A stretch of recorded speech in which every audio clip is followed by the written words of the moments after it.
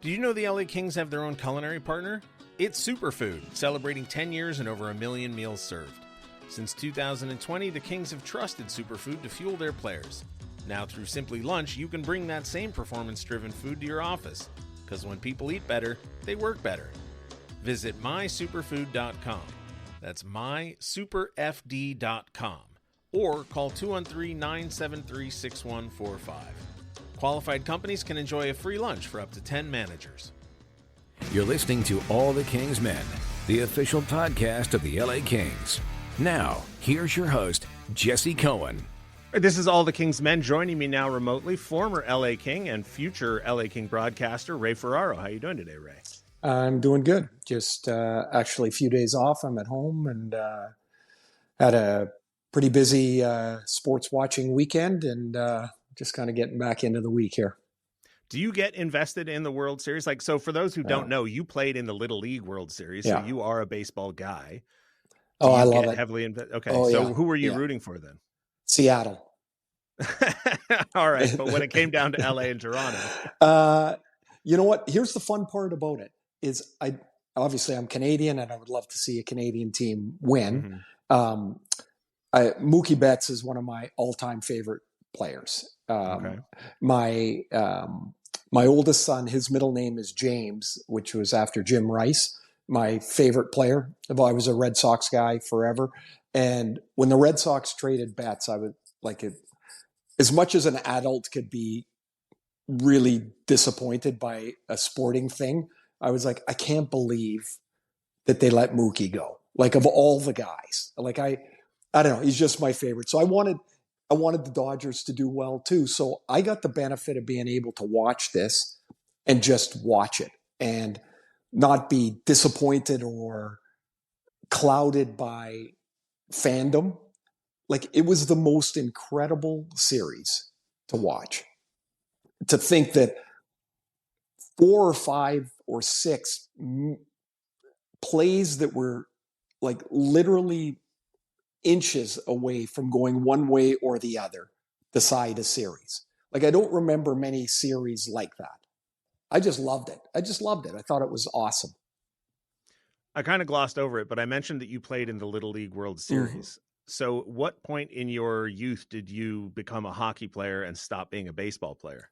Oh, pretty early. I mean, I love baseball. It's one of my I mean, hockey was and is my passion. Baseball was, hand in hand with it.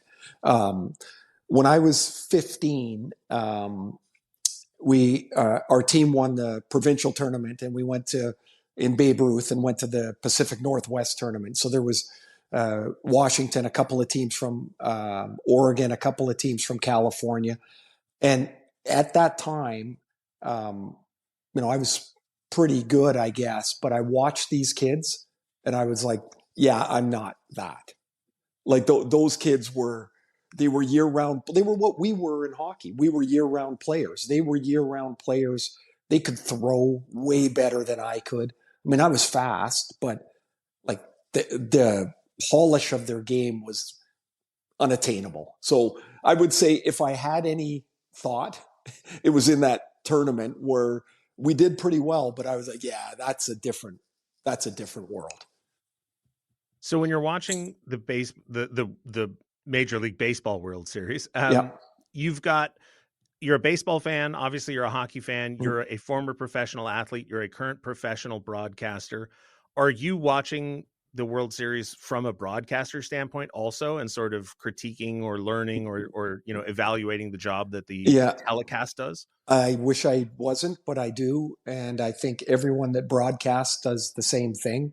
I can't believe he said that. Oh, that was really interesting. Strategy. I love the discussion of strategy in advance of the play, not after the plays happened. One thing that I like about baseball in many cases is that you can understand what the announcer is talking about if you're not a diehard baseball fan. Like it's pretty straightforward when they talk about a slider breaking to the outside corner. Like you can see that. when I watch a football game, I often think the analyst is talking to 12 other analysts. Like yesterday, I hear Tom Brady talking about the two ball. I don't know what that is. I assume that means that's the second throw, right? Like he's looking at a receiver and one thing wasn't open, so they threw it to the other shoulder. I'm assuming that, but I don't know. And so I find that stuff too inside. Like I think John Smoltz is awesome because he talks about what the pitcher is thinking about and what a hitter might be thinking about what is coming. In Canada, we also had the benefit of Dan Shulman and Buck Martinez calling the game. Now, Dan Shulman, I think, is the best. I think he's fabulous. But Buck was an old catcher. And so he's talking about what a catcher's thinking calling the game about, oh, look at the way they're moving the defense. Like both these guys had really cool points to make. And so as I'm watching, I'm listening to that stuff too. And I wish I could just watch it, but I just don't, I guess. So then when you're broadcasting a hockey game, hockey audiences, I think, are separated pretty cleanly, whether you're talking to a Canadian audience or an American audience. And then within those two, there are diehard hockey fans and there are casual hockey fans. And the transition from, and I don't mean to say casual, like in an insulting way. Like I met a fan the other day at the Kings Devils game and it was his second game. And he was saying, I'm a new fan and I'm trying to learn. But there's a ton of stuff about hockey that if you don't know, you just don't know. Right. But if you do know it, it's sort of annoying when the announcers slow it down and start, if they're explaining what offside is every third play, it's like, all right, I know what that is. Okay, So but it's funny you bring up offside because that used to be the easiest rule in the book. And now we have these millimeter, quarter inch plays at the blue line because we go to review and to, and all that stuff. So I guess when I'm doing a game, I'll try and incorporate in the highlight the area and what the player specifically might be looking at to try and bridge that gap because it is a real thing. Here's the other thing I believe about doing analyst work in hockey. I think it's the toughest sport to do to start with because there are no breaks. You don't get the 25 seconds that football has between plays to set up the highlight, and then when it's going to start. So often, there might be a 6-minute stretch of no whistles, and I've got to be able to jump in and try and say something helpful to the broadcast. But if you're not careful while you're talking, there's a shot on net. Like it comes from nowhere. Mm-hmm. And I can't tell you how many times as I'm talking, I'm literally cheering for the goalie because I don't care what team he's on. Just don't let the puck go in the net because now I'm talking when I shouldn't be. And so that's why I think the game it's so hard because I think you have to serve both. I really do. Like if I'm just talking to the insider of hockey, like what's the good of that? That doesn't. I'm not in the growing the game business. I'm in the try to make people enjoy or try to help people enjoy and understand the game at a level that I can. Like I started in the NHL. I played my first game in 1984. Like I've seen a couple of things. And so my acquired knowledge and love of the sport, I want to convey that to the people that are watching. And so it does get tricky. Like I can, if I'm talking about here's an example, because I had it in the last game, high stick that deflected the puck into the net.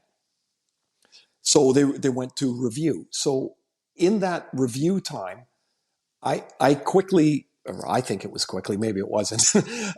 I'm trying to explain why even though the guy deflected it under his shoulder, why this is going to be no goal because his stick was above the crossbar.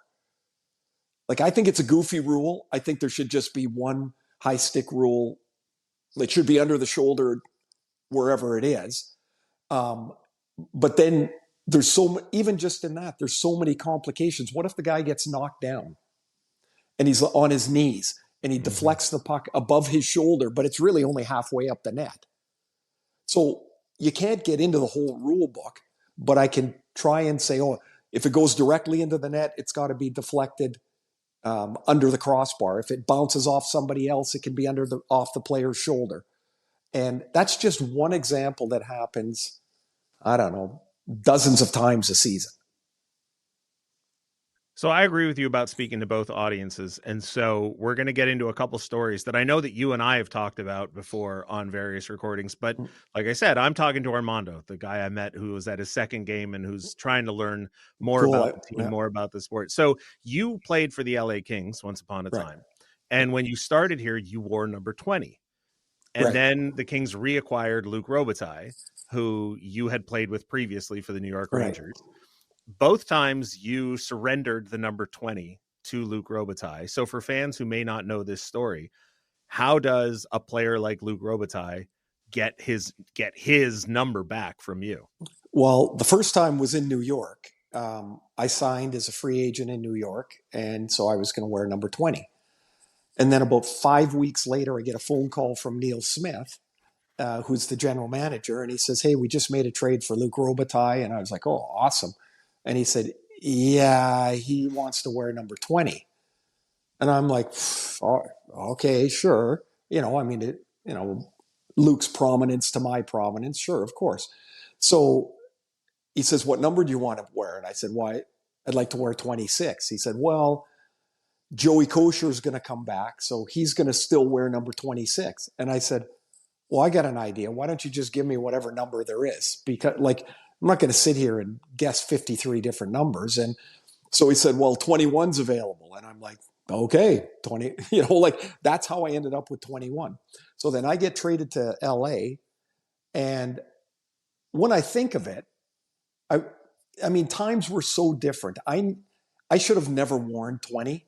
I mean, that should have been put in mothballs because of Luke's, even if it wasn't retired at the time, because of his prominence, right? It should have just been put in the back. Anyway, I get there. They say, "What number do you want to wear?" I said, "Oh, I love to wear number 20. So now I'm number 20.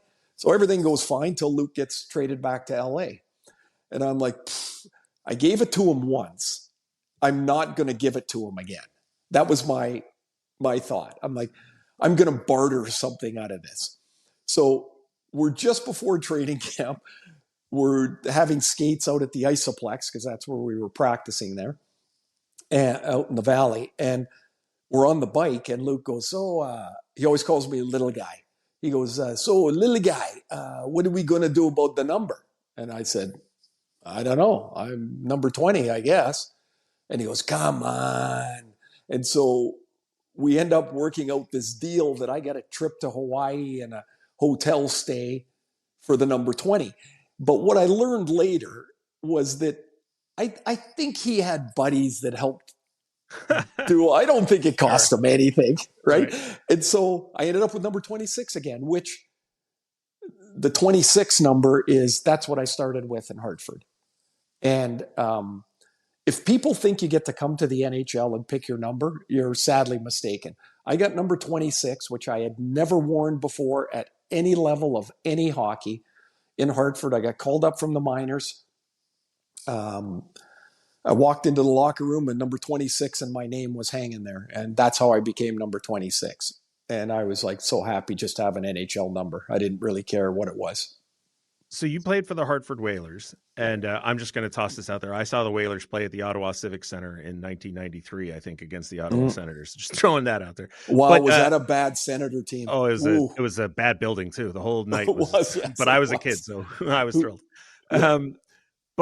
So recently, the Avalanche and the Hurricanes played a game where they wore the Whalers and Nordiques jerseys, and everybody got very excited about it. But as a former Whaler, what did you feel about two teams wearing those jerseys when those are not the jerseys of the cities they currently play in?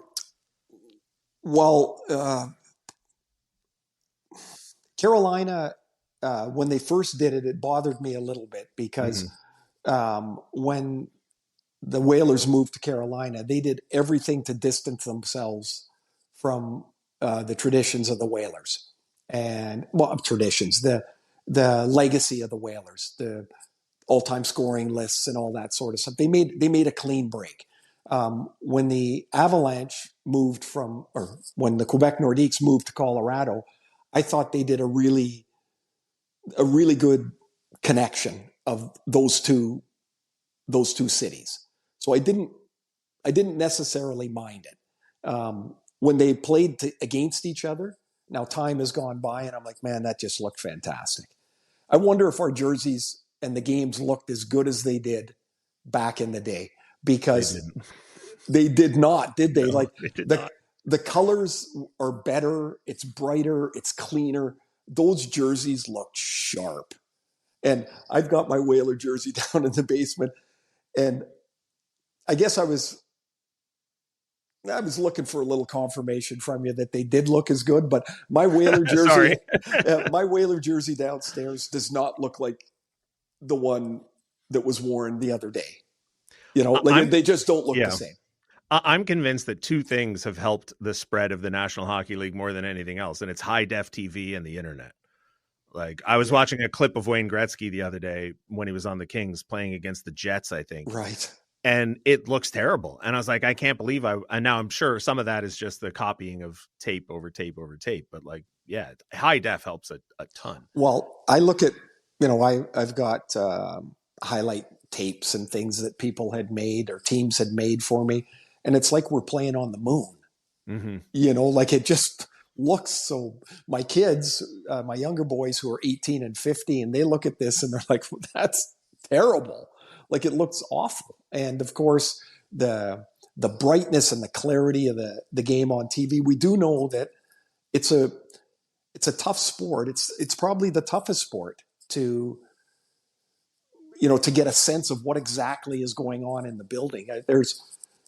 If you go watch, for people that are, again, that haven't had a chance to go to games, when they go watch it, I think two things stand out to them immediately, and that's the size of the players and the speed, because it just does not translate on TV.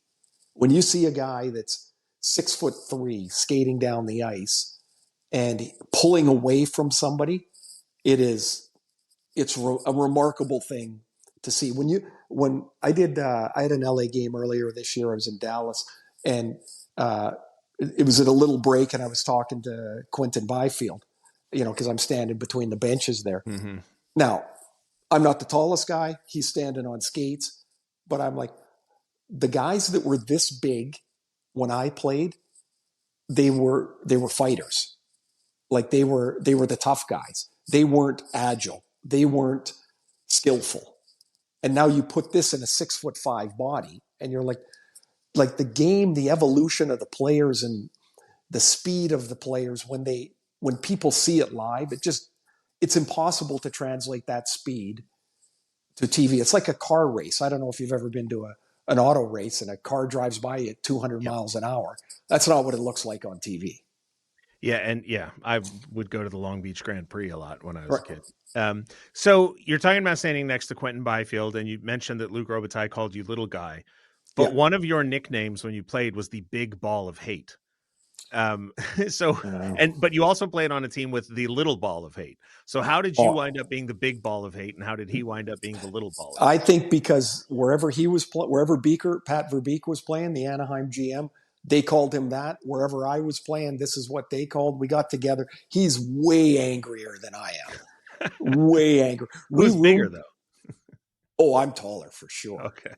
I mean, this is not anything to be proud of. I don't think either of us. It's like it's a pretty short tape measure you're using to get us our heights together. But we roomed together, and back in the day, of course, no internet. There was one remote for the one TV, and every once in a while we'd wrestle for the remote, and zero chance. He was undefeated. Like, you could not. When he set his mind to it, it was over, finished. So strong. And so we ended up playing together a little bit in Hartford and then back with the Rangers. And this may be a little goofy, but he's probably not that far. If you look at the players I call accumulators, numbers wise, he's probably not that far from a consideration into the Hall of Fame. He's got 3,000 penalty minutes. He's got 500 goals. Like, that's pretty good. You know, I know he was never an all-star for, you know, like that. I think that stuff matters. But Beaker was he was a heck of a player, and man, was he tough. He was rock hard tough. Who's the highest profile accumulator? Maybe Dave Andreychuk. Okay. Would Mike Gartner be in that category? No disrespect to Mike sure. Gartner. Okay. No, but this is the thing. Like Pierre Turgeon, Dave Andreychuk, Mike Gartner.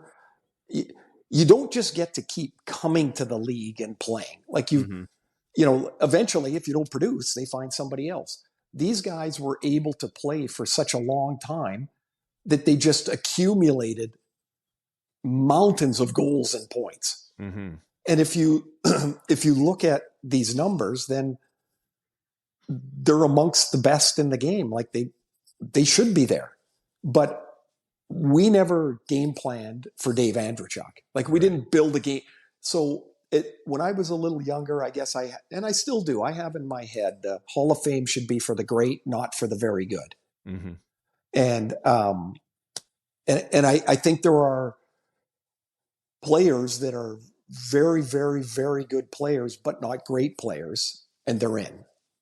And once they're in, then that becomes the new standard, because you definitely have to look at, well, if he's in, why isn't he? Like Alex McGillney should have been in my opinion, years ago. Mm-hmm. We used to game plan against Alex McGillney. Basically, don't let that bloody guy get the puck, because right. he was just so great. But for whatever the reasons were, and the voting is really strenuous and really tight. You know, like you need, I think, 15 of the 18 votes to get in. It's pretty easy for the vote to splinter if there's 6 or 7 really good players this year, or on any year. This year, of course, I'm just looking forward to Joe Thornton's speech and wherever he's going to meander through. He's just a character of the game. So one of the reasons I love talking to you, Ray, is that you're not shy and you're outspoken. And everybody who's watched me at all knows that I'm a huge fan of Ted Lasso. And last night I was trying to remember everything I knew about Ray Ferraro. And this story that I remembered hearing came up in my memory, and it's Sean Pronger tells it in his book. And there's this scene in Ted Lasso where Ted Lasso has taken over the club, and he's getting anonymous suggestions from the teammates about what needs to be fixed for the club. Okay. And they're in the bar and they're reading the anonymous notes, and one of them is signed by a player. And the joke is it's an insult to him. And the assistant coach says, well, it's a good thing these are anonymous. And the coach says, no, Roy signed this one. And I was like, that sounds almost identical to a story I've heard about Ray Ferraro. So Sean Pronger gets traded to the LA Kings. There's a players only meeting, which I will ask you about in a second. And he goes to the captain, Rob Blake, and Rob Blake says, we're getting opinions from all the players. What's wrong with our team right now? And Sean Pronger says, I just got here. I don't want to say what I think is wrong with the team. It's not my place. It's not right for me to say. And Rob Blake says, don't worry about it. It's anonymous. Just write something down. We're going to read them out of a hat. Don't worry about it. They call the meeting. They start reading the notes out loud to the whole team. Your note comes up, and I won't say what says it on the note, but you signed it at the bottom, and you called out a teammate, and you said, player X is what's wrong with this team, Ray Ferraro, and you signed it. Yeah, I missed the part that it should have been anonymous. Oh, I think. All right. Okay. I mean, it was a long time ago, but basically, we were in a skid. It was pretty early in the season. I want to say maybe not much further along than this. Like than November. Mm-hmm. And, the story's out there. So like Steve Duchesne had signed as a free agent, coming back to LA. Now the people today wouldn't know, but Steve was a terrific puck mover. I think he would have excelled in today's game because he could run a power play. He could shoot the puck. He could pass it. For whatever reason, when he came back to LA, it didn't go very well. And Larry Robinson was the coach.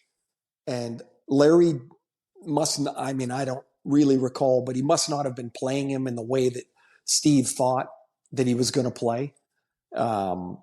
And he was quite vocal about it. And he was a prominent free agent for a team that was just trying to start to rebuild, and we weren't getting prominent free agents. Like, that wasn't happening.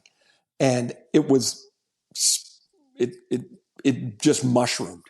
And it became more than just about Steve. And so my thought was, this is the problem. If he doesn't want to be here, then we probably, we can't do anything. We're the players. They should probably trade him and say, okay, it just didn't work. Well, eventually they traded him. I think he won a Stanley Cup in Dallas. It's not like he couldn't play, but he could not play there at that time. And so that was my opinion. I guess it probably would have gone a little smoother had, Prong's not written it in the book, but the guy that wrote the book with him, Dan Murphy's a close friend of mine. He lives about 5 blocks from here. And he called me and he said, "Hey, Prong's just told me this story. Do you mind if I put it in the book?" And at the time it was, I don't know, 20 years old. And I'm like, "Oh, I'm sure Steve's gotten over it by now." And, and so that's it. Has he gotten over it? I don't know. I never see him. Oh, all right. I hope so. I mean, I don't know. I thought he was a really good guy, and it's not like I had any contact, or, it was not like we were friends or hung out or anything. They said, "What's wrong with the team?" And I guess I could have written the situation around Steve and his signing and the way he's not happy is mushrooming and becoming a problem. But the piece of paper was small, so I just sure. I wrote it in a more succinct fashion. Well, I've known that story for a long time. Like I said, when I saw that bit on Ted Lasso, I was just like, that has to be based on that story. I don't know. Nobody's mentioned it, but it does sound pretty familiar. Get a trip to Hawaii for that. That would be nice. You mentioned that you were traded to LA. I believe that's one of the best trades in franchise history. It was Ray Ferraro, Ian LaPerriere, Matthias Nordstrom, and Nathan Lafayette for Jari Kurri, Marty McSorley, and Shane Churla. Do you remember that trade? Oh, yeah, very much. I had signed in July of 95 with the Rangers. I signed a 4-year deal. And in March, I had 25 goals, and I got traded. And Neil Smith said at the time, the general manager, when they were doing their media stuff, he said, "We're worried he's not big enough to play in the playoffs." And, I was pissed. I mean, sure. So I said, I was like, I was the same size in July that I am now. Right. And basically what the deal was, and I get it. I mean, I get it from retrospect and, being the age I am, and I don't care anymore, but they wanted to bring back the band that won the Stanley Cups in Edmonton. Of course, Mark Messier trusted Marty McSorley and Jari Kurri, and they added toughness in Shane Churla. Of course, I understand that. They couldn't wait at that time for Matty Nordstrom to develop into what he was going to be. Right. But we could all see it. I mean, if you watch Matty Nordstrom play 3 times, you're like, this guy will lay his body on the line every time. That made it a bad trade by itself. Lappy was a blood and guts penalty killer, play his heart out. I was kind of the older guy that they were hoping was going to be a bridge to some of their younger guys, which of course came later, like Glenn Murray and Joseph Stumple and the guys that I played with a little bit, but they were just coming into their own. Those were other trades that they made. So the trade was not anything I was expecting nor too thrilled about. But again, from hindsight, it was an amazing thing for me. I made lifelong friends in my time in LA. Eventually I met Cammie, and we've been married 21 years and have 2 boys and 3 grandkids, and like none of that would have happened if I if I wouldn't have got traded. So the disappointment wore off. It set me on a course in my career to, I just played a rebuild and expansion the rest of my career, which I wouldn't have chosen, but I got to stay in the league. I got to keep playing. I got to live in an amazing place. And as it turned out, I loved it. Now, this bit of trivia comes from Jared Shaffrin, who works for the LA Kings. Do you know what you and Henri Richard have in common? I wish I would have won 11 Stanley Cups. Sure, don't we all? Yeah. You and Henri Richard are currently tied for 100th in games played all time in the NHL. Oh, I'm still hanging in there, am I? Because I got to tell you, it's been a tough couple of years. These guys that are getting to goal 409, they're coming fast and furious. And I think when I retired, I was 75th or something like that, like in the 70s. Mm-hmm. And you don't get to make a comeback and add to the total anymore. I'm at 100. How long will we stay? I wonder. Like, there's got to be somebody. Nick Foligno's the closest one. But I looked this up. When you retired, you were 36th overall in games played. 36th. Yeah. Since you've retired, though, like just in the space of guys that started after you retired, never mind the guys that were close to you when you retired that passed you, but just in the years since you retired, 20 guys have played more than 1,258 games in those 20 years, including Dustin Brown and Anze Kopitar for the LA Kings. There's so much that goes, into all of that. Like, of course, the schedule length helps the players, certainly even in my time when we were playing 80 games, the ones in front of me were, for many, many, many years till the late 60s, we're playing 60 games. So every year you're healthy, you pick up 20 games. You've got to be healthy. You have to be productive. Like I said earlier, you don't just get to keep coming around the rink. Like eventually, if you don't produce, they go get somebody else. So as I looked back at that, I was quite proud of the games played, because it meant I came to work and I did my job enough times that they asked me back 1,258 times. And so I think it's a stat that maybe you kind of look at with the guys that are at crazy numbers and you go, oh, like Brent Burns just played his 1,500th game. He's played like 950 in a row. And, which is incredible. Like, I don't know, how many games has Kopi missed in his career? Like, not very many. Less than 3 dozen, I would be willing to bet. Like, crazy durability for him. Like Dustin Brown playing the way he did to play. I mean, he was, he's built like a bowling ball, but I recall him having one really bad injury. Now there might've been more, but man, they were durable. To get through the punishment of a season that many times is really, really pretty remarkable. Also pretty lucky, right? For anybody that plays that long, you got to be lucky too. Well, I'm pretty sure Drew Doughty has 1,220 at the time of this recording, so he should be catching you. Oh, he's going to play soon. He's going to play for years. I mean, like, does it look like any part of him thinks of life without hockey? Like, he just loves it. You can just see it. He just loves it. Well, listen, Ray, we appreciate all the time you were spent as a player in LA. We appreciate all the time that you'll spend here as a broadcaster. Appreciate your time today. Thanks so much for joining us, Ray.